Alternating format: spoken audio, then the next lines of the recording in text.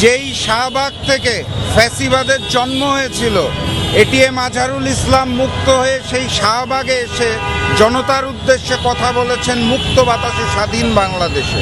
এবং গতকালকে এই কোর্টের রায়ের মাধ্যমে প্রমাণ হয়েছে যে দিল্লির প্রেসক্রিপশনে ফ্যাসিস্ট শেখ হাসিনার নির্দেশনায় জামাতের শক্তিকে খর্ব করার জন্য অসংখ্য মানুষকে জুডিশিয়াল কিলিং করা হয়েছে।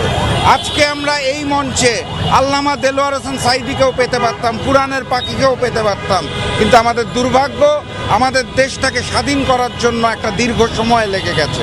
অগাস্টের 5 তারিখের পর যেই নতুন বাংলাদেশ, এই বাংলাদেশে এটিএম আজহারুল ইসলামের মুক্তি লাভ প্রমাণ করে যে বাংলাদেশ সঠিক পথে আছে এবং বাংলাদেশে ভারতের তাবেদারি এবং ভারতের প্রেসক্রিপশনে আর কোনো জুডিশিয়াল কিলিং হবে না এবং আমরা সেটাকে মেনে নিব না।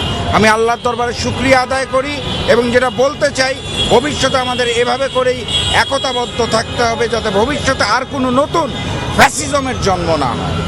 ওনার মুক্তিতে আমরা খুবই খুশি, আলহামদুলিল্লাহ। ওনাকে অন্যায়ভাবে একদম জুডিশিয়াল কিলিংয়ের চক্রান্ত হয়েছে। আল্লাহ ওনার হায়াত রেখেছে, এই জন্য বেঁচে আছে, ওটা আল্লাহ বেঁচে রাখছেন।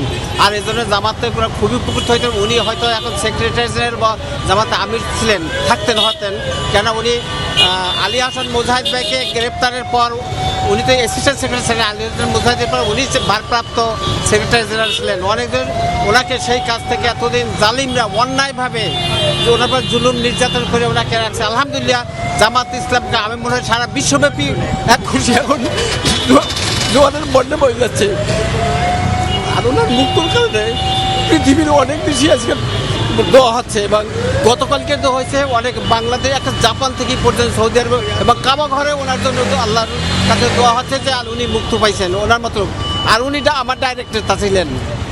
উনি যখন মহানগরী সেক্রেটারি ছিলেন তখন থেকে আমি জামাত ইসলামেও এখানে আমি আর শহীদ আব্দুল কাদের মোল্লাবার কাছে আমার শপথ হয়েছে।